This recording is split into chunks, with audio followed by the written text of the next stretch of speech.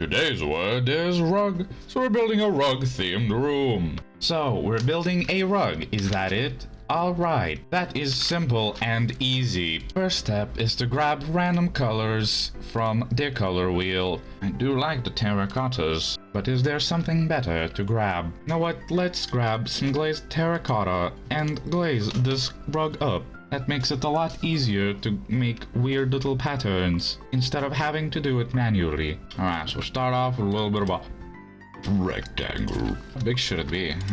Pretty big, but not too big. You know, it's very nice that I got such a lovely little build idea, because I really didn't feel like building much today. It is just one of those days. So, having a simple rectangle to build is very nice. Should have I made this flat? No. It would have been boring like that. Would have been just a rectangle. Now at least it's slightly sideways. Place short grass to air. Replace cornflowers to air. And now we should have a lot less grass in the area. Here you go, no more grass. No more annoying grass in the way. What is the difference between a rug and a carpet? What's up with that? What is the difference? I'm gonna look it up. Okay, so the difference between a carpet and a rug is that a carpet goes, like, fills out the entire space of a room, whereas a rug can be a lot smaller and doesn't fill out the entire space of a room. I feel like the top of it should be acacia wood, and I do not know why, but it just feels like it's correct. Gonna make it all fluffy and stuff, and it's gonna be fluffy and things.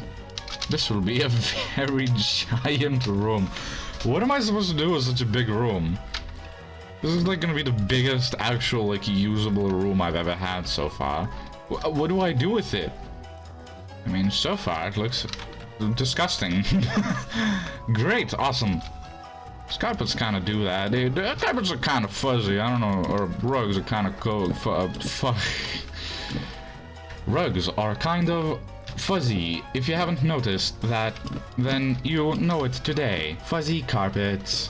Looks like an old, dried, dirty, gray sponge. Perfect! Now we gotta make a little pattern for it though. Right. Let's start with a simple little, maybe orange, or not orange, it's not fucking orange. No, bloody orange. Start with a little purple exterior, like so. Now I'd like a little bit of a darker rim around that. How do I make this? Ooh. Well, ain't that pretty? Beautiful little corners. We can go, can we do this? A little bit of red nether brick around it. Why am I even doing it like this? Why not just grab it, clone it, and then move it around wherever I want? Maybe then we grab black terracotta, and in between all of those little things, we have another little ridge. Well, ain't that nice? Can we do a little bit of yellow? Is that fine? Will that fit? There you go. Now what? Just cover it in purple, I guess? It's a little strange, but I think it's pretty cool, actually. I think that's quite alright. And there you have it, A nice little carpet. I mean rug. Obviously, it's a rug, not a carpet. Little stinky, filthy carpets out of here. Now, what do we do for the middle? Ooh, I know. How about a massive dining hall? Yes, that sounds quite lovely, actually. You know what? Let's flatten it all out. I'd say let's use a similar block palette as the roof of the rug. And we'll have a little massive big table running through here in the center. I feel like the center should definitely have some sort of glazed terracotta. Maybe we can have this black stuff. As for the floor, we'll probably just have a simple double layer of this. Very nice so far. Kinda don't want the original wall to be showing here, but I'm not sure what's a good way to hide it. Yeah, let's just do most of it dark oak wood, and then somewhere we'll just have it as planks. And I think that will be quite lovely. Right, well that should probably do it for the floor, right? That's probably fine. Sure, that's the table, but like how do we make it cool and things? We should have like a little thing surrounding it. Have like a little frame of mangrove. Cool. Adds a little bit of color. Add that of color. Now the chairs. How do we do the chairs? Do that, and we'll just grab a door. Just put it on. And that sort of works. Put them right down, bada bing, bada bam. We have a whole A slew of chairs, a whole ass table. I would like a chandelier in here, but that is not feasible in this small of an enclosure. I did see some candles, funky looking candles like this. Right, the walls then. You know, cartographer tables look kind of cool from the sides, do they? I'm testing something out here, and I don't know what's going on. That's just the weirdest wall ever. This is such a bizarre wall design. Weird. It's like kind of cool. It's just so weird. Let's just try it. Let's just try it on this wall and see how this entire side then looks like. It's kind of cool. I don't know. It's bizarre. It's a bizarre wall, but I kind of like it. It's such a strange one. Like, I feel like it shouldn't work, but I don't know. Am I delusional? Am I delusional here or what? This is the strangest thing I've ever built. Strangest wall design that sort of works. At least in my opinion. But I don't know, maybe my eyes could be deceiving me. Maybe this looks abhorrently ugly for everybody else.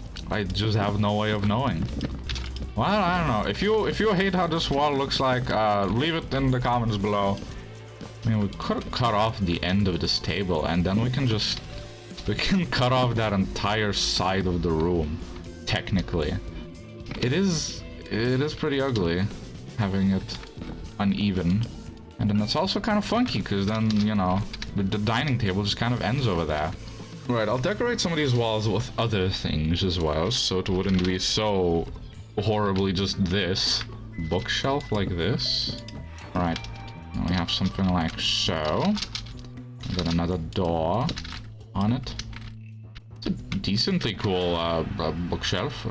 I mean, we could technically add some of this, but that's something better. Trapdoors of the mangrove variety.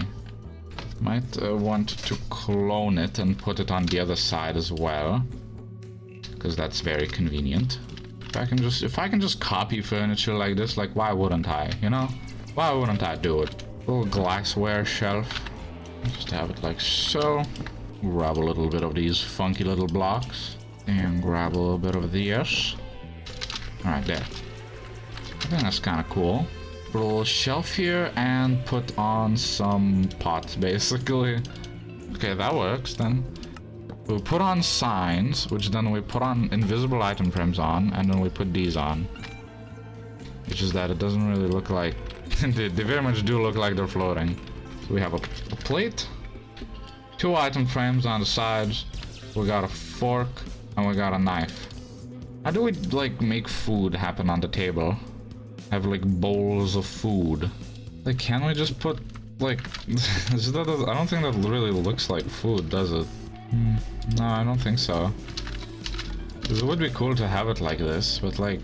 that doesn't really look like food. I really don't think so. But maybe we can keep it like that. So I just don't know how to represent food on the table in such a small space. Like, that's sort of food, right? Is that passable? Is that understandable as food? Like, I think it sort of is. Oh my goodness, actual lights in here. This looks crazy. Oh.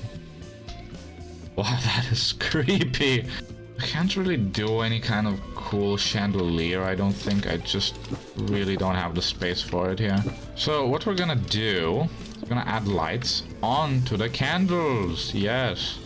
I don't know how to make it brighter here without just adding more torches and candles and whatnot. Unless we do just have a little, like, candle holder here and have actual bright candles. Yes, this will have a nice little connection from the syrup room into the dining hall, the rug room. I think that'll be all for today. This is the rug room outside. Has a nice funky little pattern. I quite like how it turned out, actually. I was a little worried at the start, but it's all good now. In the inside of it, we have a nice, funky, fresh, delicious, very detailed little dining hall, and yes. Hope y'all enjoyed today's episode, and I'll see you tomorrow.